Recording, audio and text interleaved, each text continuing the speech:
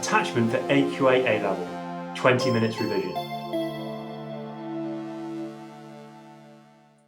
I'm going to release some videos all the way through to exam 3.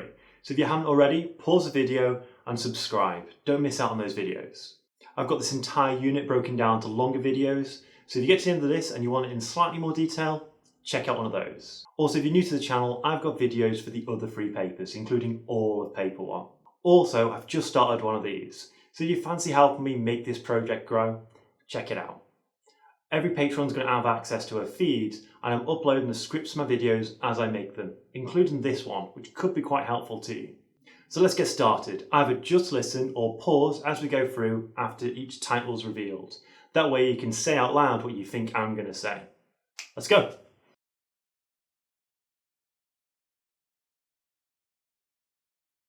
Caregiver-infant interaction in humans. Attachment is the two-way communication between infant and its caregiver. This process of each interacting with the other builds emotional bonds and ultimately results in the infant showing distress when separated. Interactional synchrony is adults and babies responding at the same time, mirroring each other's actions to sustain communication. Reciprocity is interaction flowing both ways, with adult and infant taking turns in responding to each other's actions. Other caregiver-infant interactions include sensitive responsiveness, the adult paying careful attention to the infant and responding appropriately, so crying, milk. Caregiver ease, adults' use of baby talk, modulating pitch. Body contact, skin to skin for bonding. Imitation, direct copying. Meldrum Moore, 1977. Recordings of 12 to 21-day-old infants responding to an experimenter were rated. Ratings showed infants imitated gestures such as sticking the tongue out, opening and closing the hand, and the mouth open in shock, suggesting imitation is possible from an early age as an attachment strategy. Modern studies use multiple observers, providing inter-rater reliability and a system of video cameras to document and slow down micro-sequences of interactions between caregivers and infants.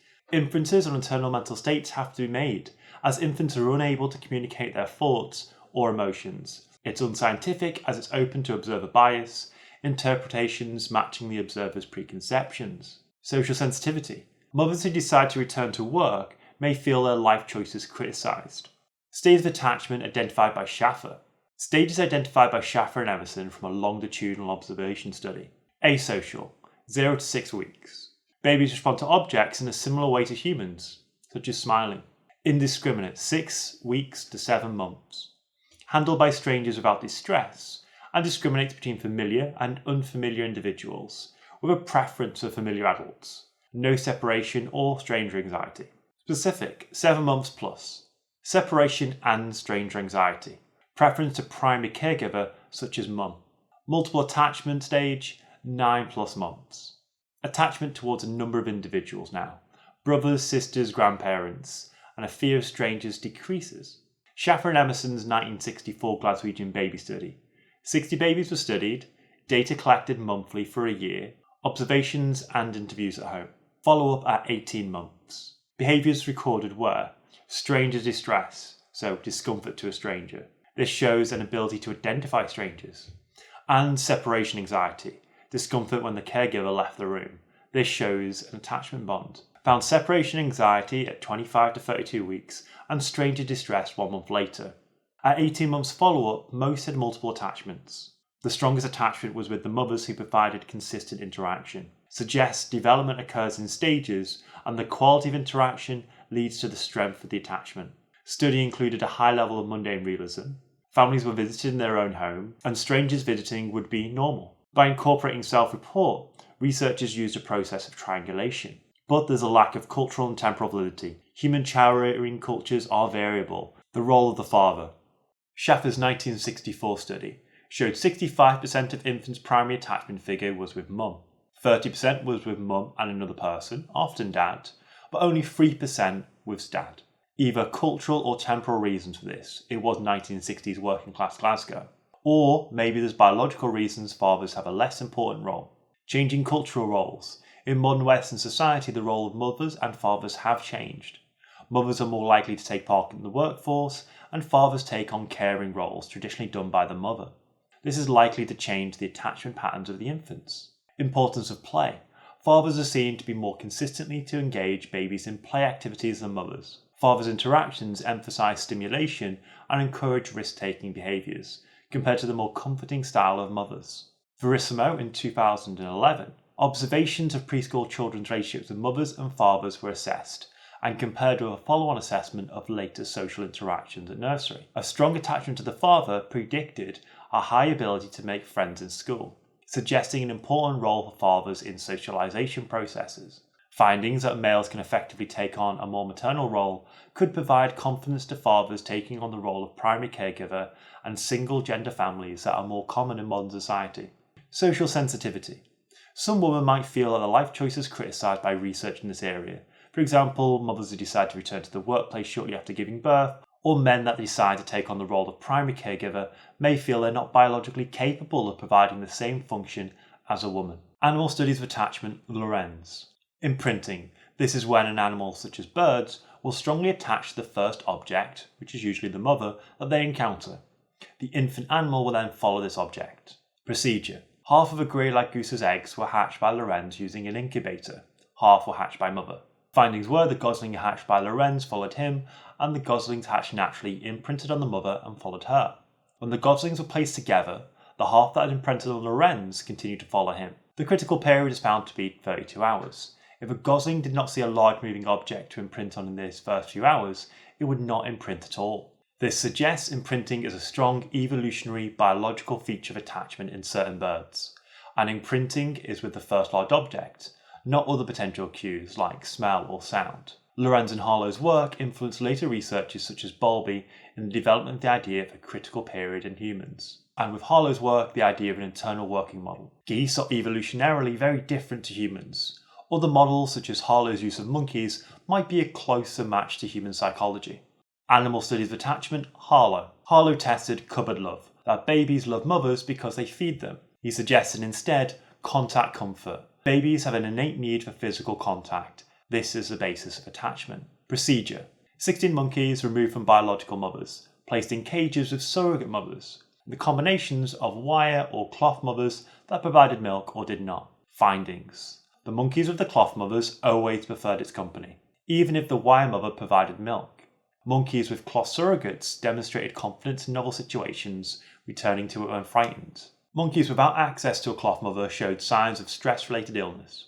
Follow-up studies showed the maternal deprivation resulted in permanent social disorders, difficulty in mating behaviour and raising their own offspring, suggesting infants have a biological nature need for physical contact and will attach to whatever provides comfort. Ethical concerns regarding suffering of primates, intentionally orphaning infants and subjection to high levels of stress. This led to a negative view of psychology, but also to changes in ethical standards. Generalising to attachment in human infants is problematic. Monkeys are similar genetically, but there is a significant difference in both biology and cultural and social environments. It's been applied to early childcare, for example, contact between mother and babies in the first few hours after birth. Social service workers investigating cases of infant neglect. The benefits to millions of human infants may justify the study from a cost-benefit analysis. Explanations of attachment, learning theory. Donald and Miller 1950 covered love theory that children become attached to their caregiver because they learn the caregivers meet their physical needs like food. Based on learning theory, that behaviour including attachment can be explained by classical and operant conditioning. Classical conditioning is learning by association, when two stimuli are presented together multiple times, for example food, unconditioned, and the mother, neutral. Pleasure and unconditioned response starts to become associated with the mother, conditioned stimulus. Now the response of pleasure, conditioned, happens whenever the mother appears. Operant conditioning, learning by trial and error, or consequences. The pleasurable consequences, food, for crying behaviour acts as positive reinforcement, making crying behaviour more frequent. Stopping the crying when food is produced is negative reinforcement for the parents. Learning theories are supported by a significant amount of well-controlled research and has face validity. It makes sense that babies would cry more if they learned to gain them attention or food. It's environmentally reductionist, explaining the complex infant caregiver interactions and emotions as a result of simplistic processes like stimulus-response links and patterns of reinforcement. Harlow's infant monkeys did not attach onto the surrogate wire monkey that provided milk, but to a cloth mother that did not provide milk but provided contact comfort. rejecting cupboard love. Explanations of attachment, Bowlby's monotropic theory. Evolution says babies have an innate attachment drive to survive. Security equals survival, so babies will stay close to one carer, usually mother, for safety, based on Lorenz's imprinting and Harlow's contact comfort theories.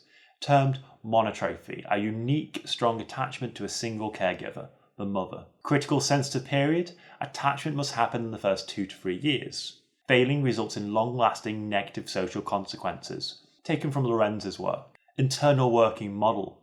Attachment to a mother provides a blueprint for future relationships. Internal working model is a guide on if people can be trusted and if relationships are going to be loving, from Freud and Harlow. Strength of attachment. Strong if care is consistent and weaken if frequent or long separations.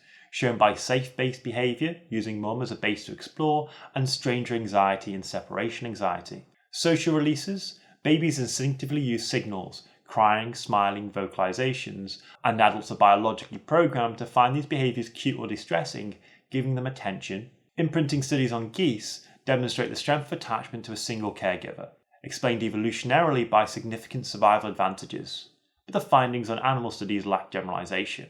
Alpha bias. We might be exaggerating difference between father and mother, suggesting father's role is just resource production. This lacks temporal validity. Now men and women are more equal in the home and women work. This leads to the continuity hypothesis, that adult relationships are predicted by an infant attachment due to the development of an internal working model. But this is deterministic. People like to think that they have full conscious control over their own relationships. Ainsworth's strange situation. Types of attachment.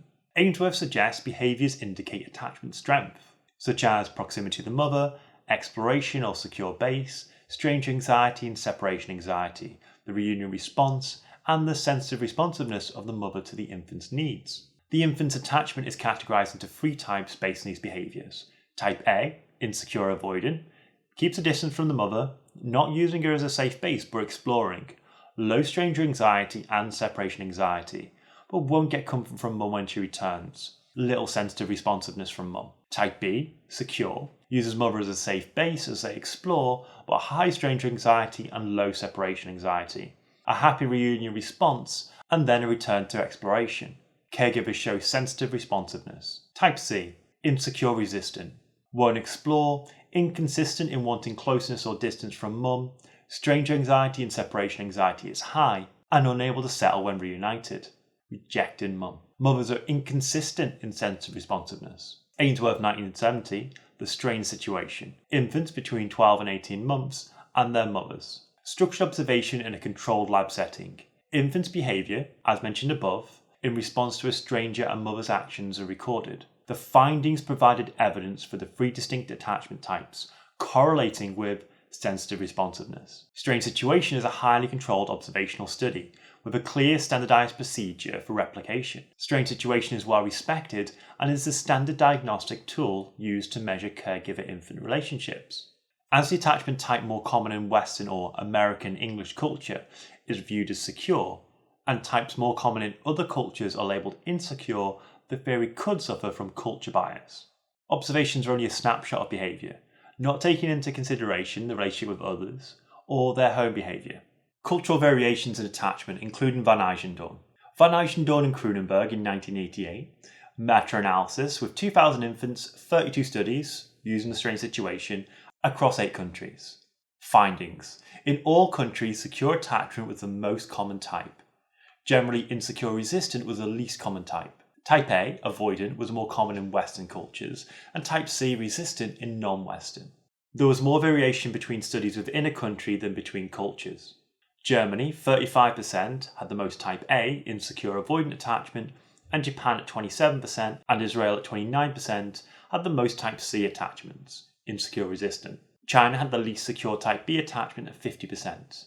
UK had 22 Type A, 75 Type B, and 3% Type C. The conclusion was there's a globally preferred attachment style of secure attachment, Type B, but cultural difference in parenting styles with high levels of insecure types in some cultures. Examples: German families value independent or non-clingy children, so more Type A reflects self-reliance, but Japanese mothers spend significant amount of time with their infants, explaining extreme reactions to separation. Salmonelli in 2014 used a strange situation on 76 modern Italian families. a lower secure type B rate than historical Italian families, down to just 50%, and a much higher rate, 36%, of insecure avoidant type A attachment. This suggests a healthy shift to more independent children that can cope with the changing demands of modern life, such as complex childcare. Meta-analyses include very large samples. Any poorly conducted study or unusual result will have only a small effect on the overall results. As a dominant attachment style was secure, this supports Bowlby's theory that there's a biological, instinctive drive to parent in a way that produces secure attachments. Bowlby's theory of maternal deprivation. Monotropic, a unique attachment bond that develops between infant and mother. It's needed for healthy psychological development of infants. Maternal deprivation is not receiving suitable emotional care from a maternal figure. The critical period. If adequate attachment is disrupted or not formed during the first 30 months of birth, negative intellectual and emotional consequences are due to deprivation. Consequences. Delinquency. Due to delayed social development, behaviour is often outside acceptable norms, such as petty crime. Affectionless psychopathy. Due to delayed emotional development, children are unable to show caring behaviour to others or empathy. They have little guilt for harmful actions. Low IQ. Due to delayed intellectual development, general cognitive abilities are lower than their peers. Continuity hypothesis. A lack of an internal working model or template for relationships. This leads to unsuccessful childhood-adult relationships and issues with their own parenting skills. Bowlby, 1944. Interviewed 44 older children accused of theft and a control group of 44 emotionally disturbed non-thieves. Affectionless psychopathy was assessed and parents were contacted to identify periods of separation from mothers. Found in the 44 thieves group, 14 matched the criteria for affectionless psychopathy, whereas none of the control group did. 12 of the 14 affectionless psychopaths experienced prolonged separation compared to 2 of the control group, suggesting affectionless psychopathy that led to criminal or delinquent behaviour and is linked to maternal deprivation. The 44 thieves study is correlational. There might be a third factor such as extreme poverty or family history of poor mental health. This led to changes to child welfare policies of many institutions, such as visiting time for mothers in hospital. Romanian orphan studies. Institutions include children's homes or orphanages, hostels and hospitals. Extended stays can alter normal functioning such as adopting rules and norms. Institutionalization. This results in a loss of personal identity, de-individuation and factors identified by Bowlby, affectionless psychopathy, delinquency and low IQ. Deprivation is loss or damage to an attachment, so not receiving suitable emotional care from the primary caregiver. Privation is a total lack of development of any attachment bond. The fall of the communist government in 1989 revealed the conditions of 300,000 Romanian orphans suffering from privation. They lacked physical and emotional care from staff. Many of the children were malnourished and abused. Rutter in 2011, a longitudinal study of 165 Romanian orphans adopted into UK families. Adopted under 6 months, 6 to 24 months, or over 24 months, and then compared to a control group of British adoptees. They were assessed at 4, 6, 11 and 15 years old. At age 6, if adopted after 6 months, they showed disinhibited attachment and overly friendly behaviour to strange adults. At age 11, if adopted after 6 months, they showed significant delayed intellectual development. The average IQ of adopted after 24 months was only 77. Some cases of quasi-autism, which is problems understanding the meaning of social context. This suggests adoption within 6 months avoids the effects of privation, but some recovery suggests a sensitive period, not a critical period. Research resulted in changed policies around adoption care in orphanages and other institutional settings. The infants were not randomly assigned to when they were going to be adopted, so the more social infants might have been picked first. Goldfarb in 1947 showed early fostering in British children led to high IQ and social skills. The influence of early attachment on childhood and adult relationships. Internal working model. It's a schema based on attachment to the primary caregiver as an infant. This acts as a template for how relationships should work, such as if people can be trusted, or if relationships are loving. The continuity hypothesis suggests future relationships, for example, childhood friends, adult partners, and even their own parent relationship with their children, will be shaped by this template. Hansen and Schaffer suggest adult relationship types are a continuation of Ainsworth's infant types, A, B, and C. Children of secure attachment type B will go on to be more socially capable in childhood relationships. May and SL developed the adult attachment interview to identify an internal working model. The types were dismissing, autonomous, preoccupied and unresolved, resulting from childhood trauma. These types predicted the relationship with their own children. Verissimo, in 2011, showed a strong attachment to the father predicts a high ability to make friends in school. And McCarthy showed that adult women assessed as type B in infancy had the most stable adult relationships. This has practical applications in schools, altering the internal working model to address issues such as bullying and loneliness in childhood, even helping children achieve relationship stability in later adulthood. Kagan, however, suggests an alternate temperament hypothesis, that infants have an innate biological personality, i.e. to be passive or challenging, and this results in the infant caregiver and the adult relationships. The continuity hypothesis is highly deterministic. This theory could make people feel doomed to poor relationships. So that was attachment in 20 minutes, only just. So if you haven't already, subscribe, and if you've checked out my Patreon, thanks very much. This script will be live now. Best of luck with the revision and your exams. See you in the next video.